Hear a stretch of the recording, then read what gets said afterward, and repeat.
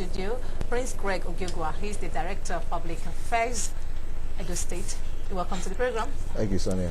I also have Mrs. Omolulu Ogbeni. She's the Chairman ICT Department of the PDP Publicity Department. Yeah, you're welcome to the program. She's the Director of Social Network, right? Yes. Yes, and I also Nice have... meeting you, madam. Same here. I also have Good Luck Egwauji. Imokwede. That's the third name. He's the ANPP Publicity Secretary, Edo State. Welcome to the program. Thank you very much. All right, Madam, as the ICT Chairman and Director of Social Network, I want to start with you. I want you to give us a background information on ICT generally, not as it relates to campaign now, as an expert on the field. Just talk to us, talk to the people that are watching you. What's ICT about? What can you do with it? And all of that, briefly. Well, it took me unawares. I was hoping you were going to ask the Prince to start speaking. But yeah. Well, okay, since he's offered me, should we just should we just observe my own little bit? Should we observe, like, say, 10 seconds of silence for our people who died in the accidents and so on? So 10 seconds of silence, and then we will give you time to compose yourself. Thank you.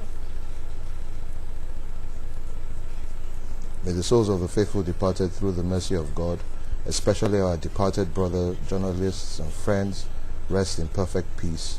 Amen. Amen. Well, ICT. We know that Tim Berners-Lee was the one who invented the internet, and it spiraled over a great period of time, from the 80s into the millennium. And basically, the internet is a form of communication that sends information quick. It's the World Wide Web, and it's instant. It's in seconds. We've used it for emails to send information back and forth, messages. It then evolved to instant messaging, and over time, it's developed into the use of mobile phones to be able to communicate. In relation to the social networking, just social networking in general, what we call social networking sites were developed many years ago, which people went in there and were able to put in their IDs or information, personal information, and have friends chat with them who had the same types of interests. It evolved over time again into a much larger situation where companies like Facebook, or before then MySpace, made it into a more interactive session where you could actually look for friends and family, and they could come in there and they could interact with you, and you could share ideas, and you could put out information about yourself and actually find people who had the same interests as you. And then eventually they began to create modules that, or extended that platform to where you could multitask, and it was actually Yahoo that brought that on board, where it allowed us to have several sites up at the same time to do different things, making it easier for us without actually shutting down one page or waiting for one page to completely load before we actually worked on other information. We call that the listservs. It's the listservs. It was like forums or forum, as we call it, where we could actually put out information. And it takes time, but someone could respond to it. But there was always a period in between. What things like MySpace and Facebook did for us was to actually create a situation where we could interact instantly with each other, regardless of what part of the world we were in. It basically allows you to communicate, set up groups with people that had like minds, and of course, again, we can use it for the political setting, we can use it for religion, we can use it for anything. But what's great about it is that with everything that Facebook has offered, took it to another level where researchers could use it for marketing, for businesses, to get information or collect profiles, not to say, but more to understand what the market is like and the needs that individuals have. Okay, that was very, very deep. Thank you very much. It was quite extensive. Okay, let me come to you now, Greg Obiogwa. Yeah. You want to say something? No, Let me come to you. Let me ask your own question. The internet has become a core element in political campaign. When did this start? Because we were used to loudspeakers in those days, televisions and newspapers, but now the internet has come. When did it start as an element for political campaign? You will find out that it actually started when George Bush was contesting his second term against John Kerry and John Edwards. I think it was his second term? Yes. And it was a lot of talk was going back and forth online. But by then, just like she said, the history of social media network it was not really firm, it was not really strong on the ground. By the time that Barack Obama was going to run for president, they had already had Facebook, you had Twitter, you had all the other networks. Yeah. And it was a means of reaching people that you normally could not get through to, either as a result of distance or as a result of time or resources, because it was hard as a political party or a political grouping or candidate support network to bring together people from across the country, in one place. It was very expensive. If it was going to cost you something like $200 to take a flight from New York to, say, Atlanta, it was easier for you to send $50 as a donation online and then spend another $2 on your internet charges and find out what the candidate is going to say. Now, so Barack Obama actually brought the social media network into play. Yeah. He raised the greatest amount of electioneering funds online, and he could sell his messages to the largest number of people during that period. Now, in Nigeria, we can easily say that the last presidential elections, because at the general elections, there were too many candidates and there were too many different situations. So you couldn't have dedicated arguments. When people were arguing about political ideologies and so on differences, they were talking about parties as opposed to candidates. But with the presidential elections, you could see definable lines where people were actually talking about the qualities and quantities of one particular candidate as against another.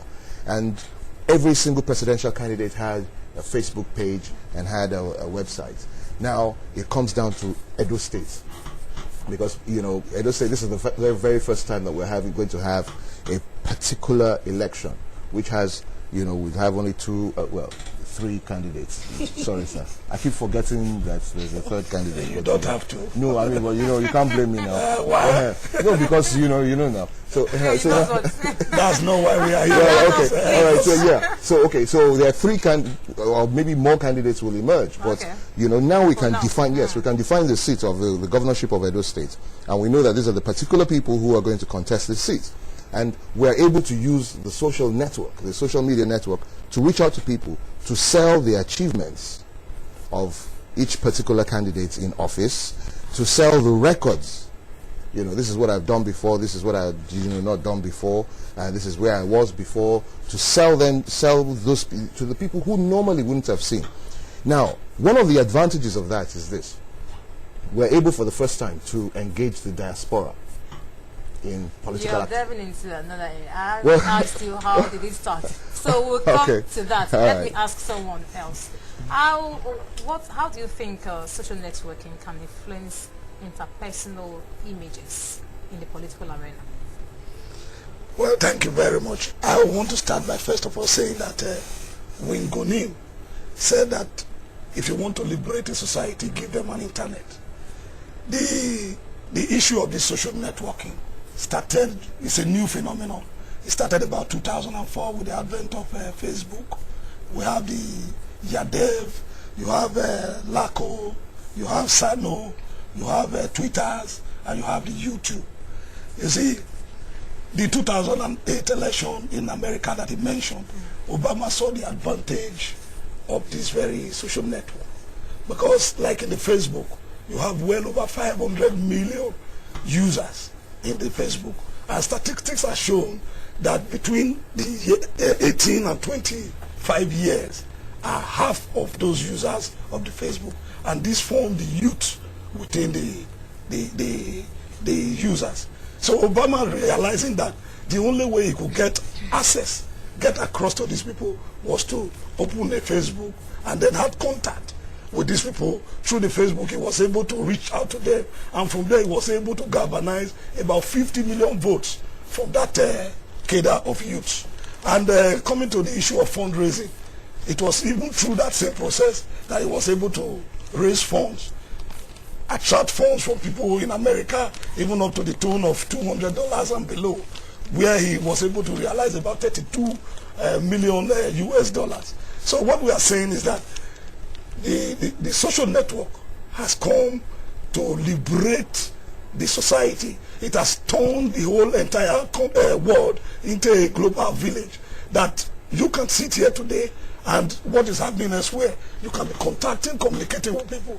And the politicians have also realized that this is a very good avenue to reach out to these people. Hence you see them, wanting to use this facility to try and reach out to the people.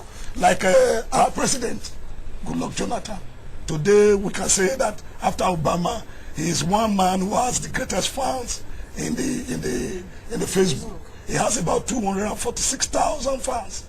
And one thing he does is that he updates his Facebook pages on daily basis. Even if he's not able to do it, somebody who is very close to him, that knows much about his activities, does it for him. But from the way he reacts to certain questions, you know that personally he goes through them. This is one problem some of these politicians have. A lot of them do not go into this Facebook themselves to know exactly what the minds of the people are against what they are doing. Like my brother rightly said, we know of some people who have some pages in the Facebook that are being updated for them by their staffs. And I don't think that is a very good one. Like in my party, the ANPP, I'm sorry to have mentioned that. We discovered, sorry sir, because thank you very much. So we discovered the importance of this social network, and because of that, we went and opened a site for our candidate, which he personally is called Solomon Edebiri for governor of Edo State in 2012. He's there on the Facebook. People interact with him. He answers them, except when there are frequently asked questions. He now asks us to respond to it. So the problem most politicians have is that they know the importance of this Facebook. They know how it has been able to reach so many people in the society. Okay. But they don't have the time to do it. And they're coming to the other one, where myself and even Prince, we are members, the EPF, Edo Political Forum. It's another very, very big forum in the Facebook, where we have well over 6,000 members right now. You see people of all shades of people from different parties, like he is of the ACM, AFP, and there are people from PDP in that very forum. She's from PDP, yes. We interact. I don't know if she's a member of that, we interact there, we discuss ideas, we are trying to articulate things together, and then come out with positive suggestions. All right, thank you. Mrs. Ogbeni. Yes. Research has shown that politicians have taken advantage of social networking. Yes. But the question is, are these tools actually used to connect directly to voters and their consent, or is just for campaign only, just to get their votes and that's it? That's the idea, is to be able to connect to the voters, or to encourage people to register as voters, to make them part of the elections. It's very far-reaching, and what I enjoy about it is that we're able to send out information very quickly, almost real time. It uploads in seconds, and it's even better because we can use our mobile phones to do it as well. If you look at some of the phones we have now, we have cameras on them. It allows you to go into chats and develop groups. So it means that if something was happening, it's real-time information. You take a picture of it, you upload it, and it's instant. It goes up within seconds. We see what's going on. We used this tool during the Barack Obama elections. It was fantastic, and what we saw was that a new generation had come. This generation, what we call them the digital age. everything they do is quick. It was television, now it's the internet, and with the internet came the social networking sites again, where they became friends and did a lot, did things together. So this is a new age. Children between the ages of 18 and 32, 35 are online almost 24 hours, is used for their jobs, is used for school, so they have access. And what we've done with the politics is that we've sensitized them to what's actually going on and actually asked them their opinion, so they're involved. And when people are involved in making decisions, they feel part of a process. And when they're part of a process, they know when it's time to make change. Okay, now I want to ask you, what's your target audience? She just said between 18 and 25 or 35. Yes. What about those that are below or even above? What's your target audience? Let me just ask you that question. We have a slightly different model of engagement from political parties, for example. We've always had electronic access to the people as part of the Department of Public Affairs. Our job was not only just selling the governor's ideas, the governor's achievements, and the governor's thoughts to the people. It was also getting back a response, feedback, to be able to properly guide government and the governor in what the people wanted. So we already had that template in place, and that's what we had always been doing. We were not only using the social media networks. We were also using the text questionnaires and so on, and then we also used